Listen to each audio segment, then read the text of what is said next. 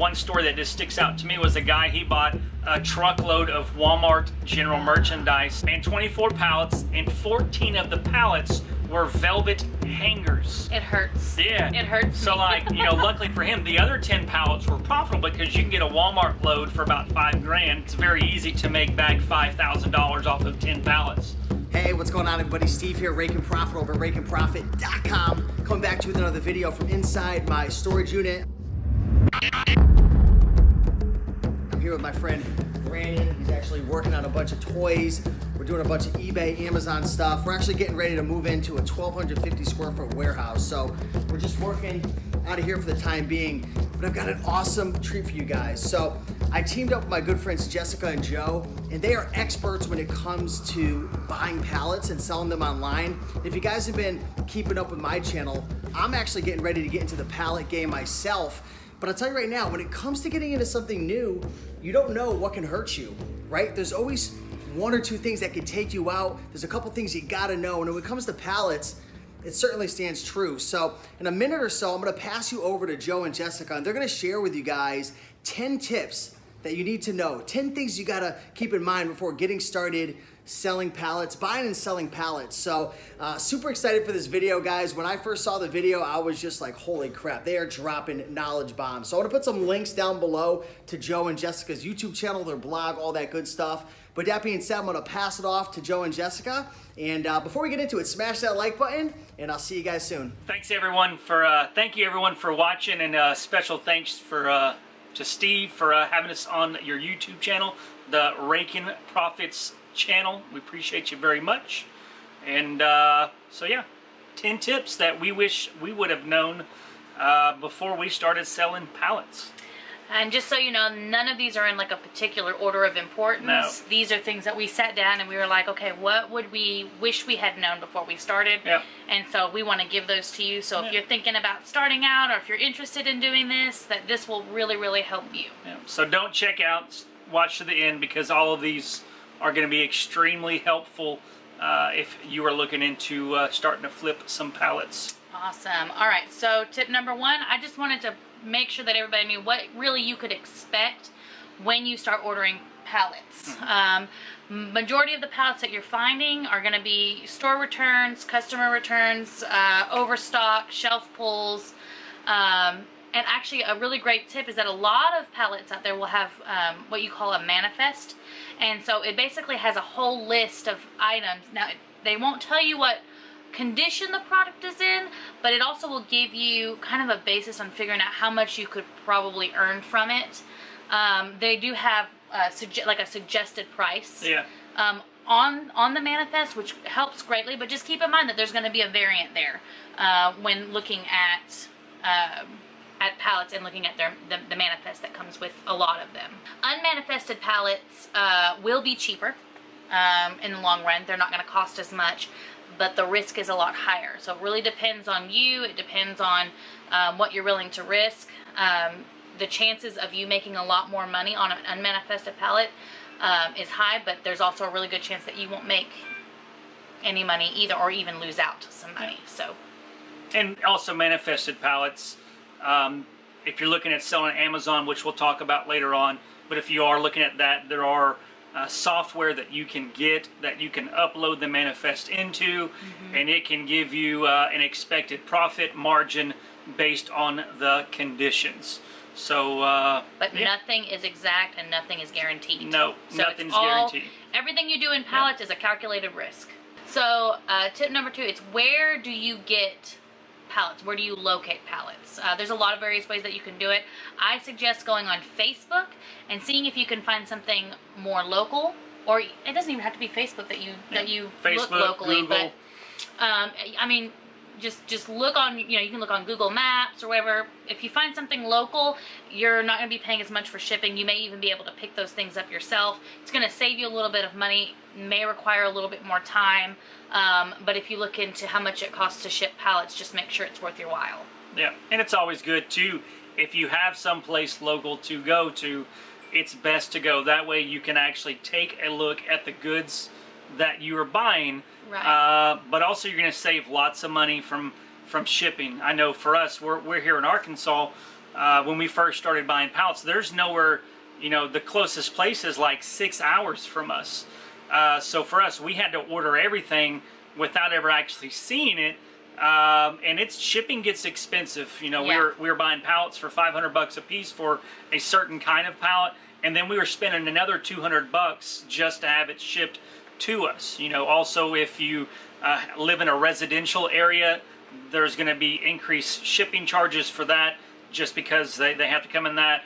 Or if you don't have a loading dock or a forklift, there's going to be increased charges for them using the gate lift for it. So right. So basically, if you find a source, make sure you know all of the costs up front, and make sure you do like a cost analysis. Okay, how much am I expected to make off of these pallets, and how much am I spending just to get it in the door?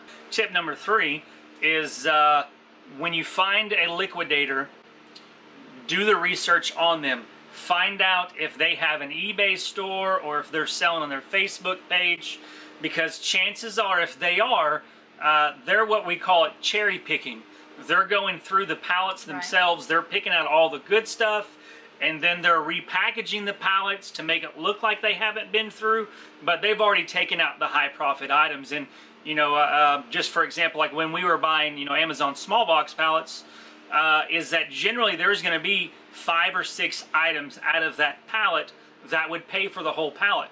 And these cherry pickers, they'll go through, they'll pick out those 5 or 6 items, get their $400 or $500 in revenue from it, and then sell you the pallet on top of that for another $400 or $500. So just make sure that you are talking to people and that you're checking out reviews. If you go somewhere and you're able to talk to people with their experience with certain pallets, you're going to want to make sure that you do that. So another good tip, tip number 4, is to make sure that you're making connections with other pallet liquidators out there. Your basic reselling groups, they're great, and we ask questions in there all the time, and we have connections with them.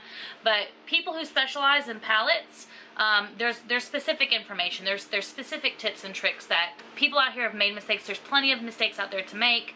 Why not make new ones, right? So I think there's Facebook groups out there that Joe and I are a part of that really help. I encourage you to develop relationships with those people and make sure that you're getting the best advice. And have people out there for a sounding board that you can ask questions about certain liquidators or certain types of pallets, because there's hundreds of different types. I don't know about hundreds, that's maybe a bit of an exaggeration, but there are tons of different kinds of pallets that you can get from like Lowe's, Kohl's, Macy's, Amazon, and then different types of Amazon, Walmart, Kmart, Target. There's all kinds of different pallets, and depending on where you are and how you plan on selling those, it's going to really be key to you to make relationships with people to shorten your learning curve, because flipping pallets, it's totally different than going thrifting or go to a garage sale. Is that there are a lot of different tips and tricks that you need to have in your tool belt to make you a successful pallet flipper, to make your margins better. You're playing with larger capital as well, so you really want to make sure that if you spend a lot, you might stand to lose a lot as well. So it's always good to have that community. It's just smart business. So tip number 5 is, how much can you expect to earn? That really depends really on a pallet by pallet, truckload by truckload basis, because every pallet, every truckload is going to be different depending on the condition that you buy it in, where you're buying it from, or that particular pallet or load. A lot of people you'll hear say, especially in reselling groups, is that you make your money on the front end, which is, there are some truths to it. What can you expect to pay for these liquidated goods or returns is anywhere from 7 cents, you might find some a little bit lower, all the way up to 20 cents, 25 cents on the dollar, meaning that you can expect to pay 7% to 25% of the full retail value of the item. Like if this shirt was a $100 shirt, it had been liquidated, well, you can expect to pay anywhere from $7 to $25 for this shirt. I also want to make sure that you know that not every pallet is going to make you money. We did have some pallets that had maybe $100 worth of profit in it. A lot of broken items, or items that just didn't sell very well, or were hard to ship, or maybe cost a lot to ship. And so I think that always keep in mind that when you're buying something, don't get discouraged if a pallet that you have doesn't pay for itself. The first pallet that we had was terrible. Was terrible. We still made our money back on it, but we didn't profit anything. Right. And for us, that was a big reason why we decided to purchase truckloads, is because you reduce the risk of unprofitable loads. Cash, it's for any models, you want the cash inventory, you want the cash back as fast as possible. In order to make sure that happens quickly, we decided by the truckload to reduce the opportunity that we wouldn't make any money, because you can go out there, you've probably heard stories, even truckloads of people buying pallets. Like, we've had some pallets that we didn't make any money on, and there's truckloads that people don't make any money on. Like, I've heard one story that just sticks out to me was a guy, he bought a truckload of Walmart general merchandise stuff and 24 pallets, and 14 of the pallets were velvet hangers. It hurts. Yeah. It hurts So, me. like, luckily for him, the other 10 pallets were profitable, because you can get a Walmart load for about $5,000. So it's very easy to make back $5,000 off of 10 pallets. But it hurts sometimes. It'll hurt. Yeah. If you don't have a lot of money to invest, it's gonna get a little tricky. So number 6. Six. I don't know. She knows how to speak Spanish. But anyways, how are you going to price your goods? I mean, obviously, if you've been reselling for a while, to check eBay comps, check Amazon comps for those items. But also, I want to encourage you to don't get stuck in selling on those places. Like, don't get stuck just selling eBay or Amazon, because there's a whole other world. Like, there's Facebook Marketplace. If you get big bulky items, you probably want to sell it locally, because if not, then your profits are going to get ate up by shipping charges.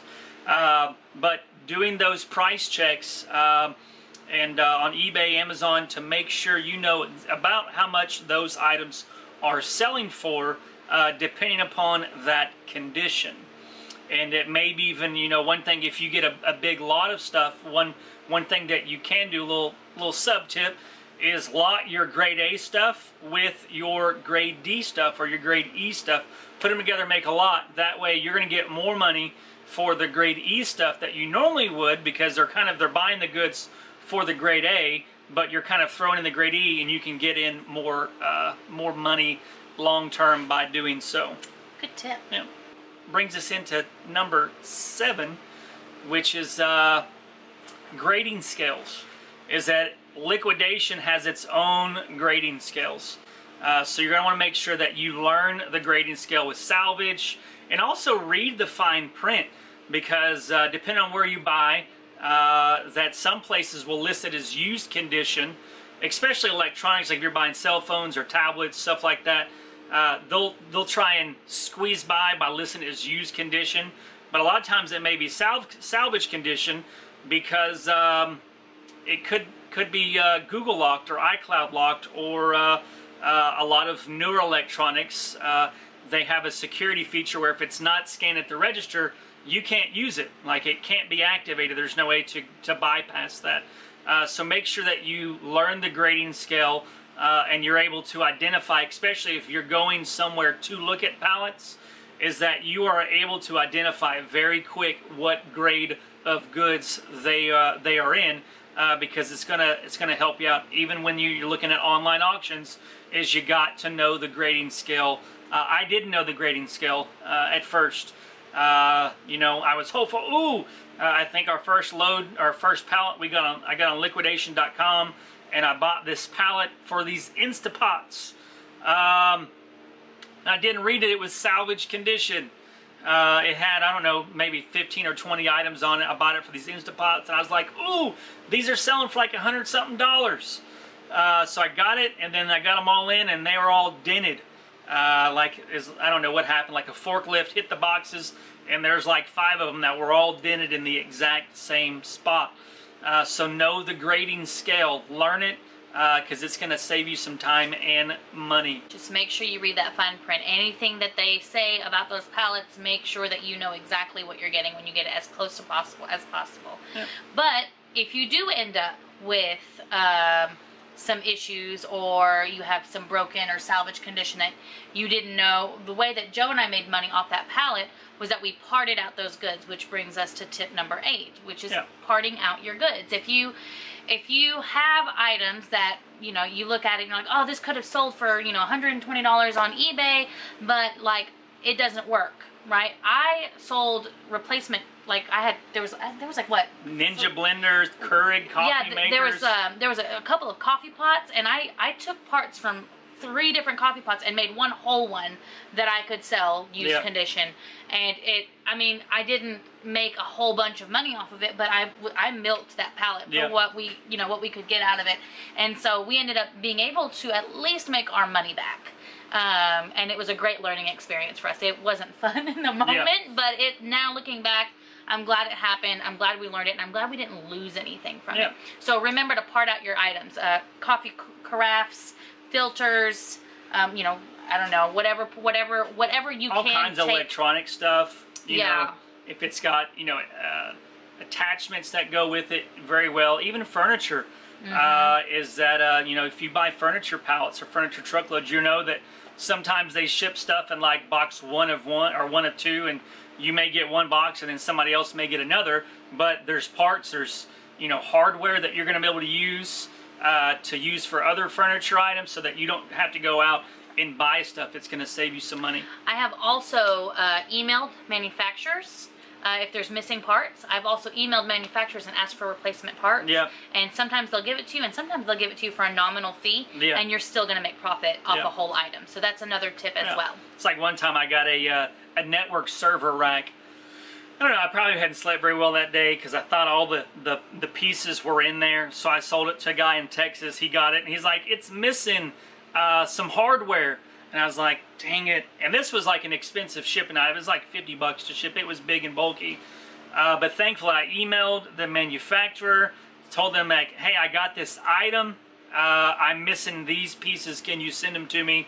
And I actually gave them the address of the person that I messed up. They sent it to him. Happy customer. So, yes. Resourcefulness is key. Parting out goods. Yep.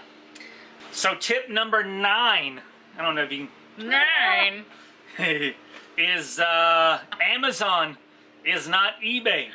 So there are lots of people that sell items on Amazon, liquidated items, which you can do, but you need to be very, very careful. Be very, oh, it's very, very quiet, isn't it? Yeah, be very, very quiet. That's very careful. Because brand owners are hunting people just like you and me. No, I don't know.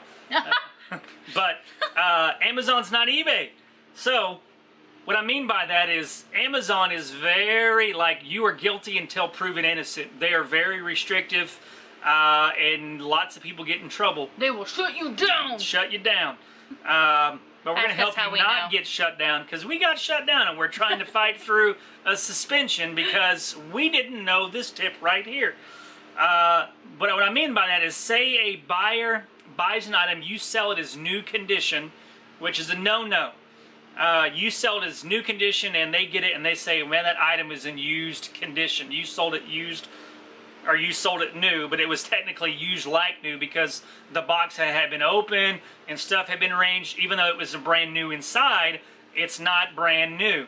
So, or say a brand owner or a buyer reports that item as counterfeit. These invoices from liquidators that you have are not going to be allowed. Like, Amazon will not accept them. Like, they will not accept them. So your account will get shut down because you cannot prove that you got the item from an approved wholesaler or the manufacturer.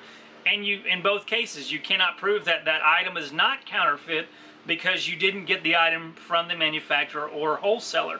So, in case you didn't know, if you were selling something that you got, like if you, this is kind of a a sub tip in the tip, but it applies not just to pallet flipping, but all kinds.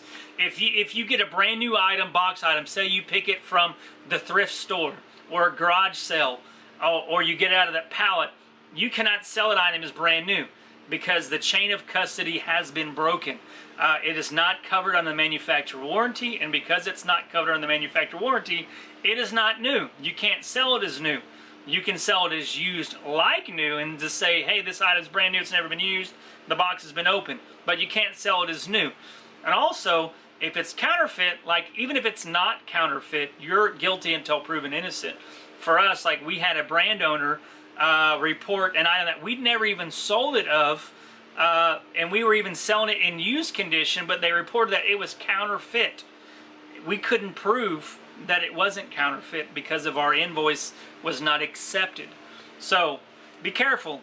eBay, it's not like that, but Amazon, it is. It's the real deal. If now they're working through some Yeah. stuff. They're trying to get through to it. I just caution you when you are doing any kind of reselling whatsoever, especially with pallets, because you're going through a lot of stuff very, very quickly. You're like, oh, this sells on Amazon, let me go ahead and list it Yeah. real quick. The listing is real easy on Amazon, so you're just not thinking and you're going to do it, and we got shut down Yeah. for it. So And just, it's like yeah.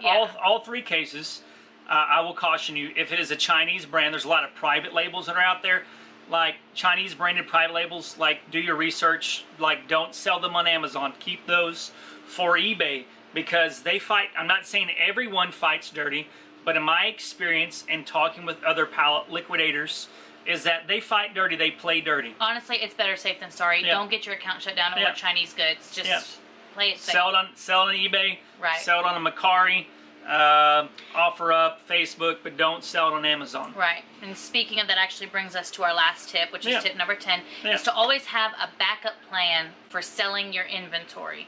I think it's really, really important because some things may not sell a certain way. Yeah. It's all about being adaptable. Yeah. You don't really know what the market is until you put it out there, and you might realize, you know, it's not selling. Well, instead of just letting it sit there gathering dust when you're not making your money back, try and put it somewhere else. Yeah. Try to find other platforms to sell on.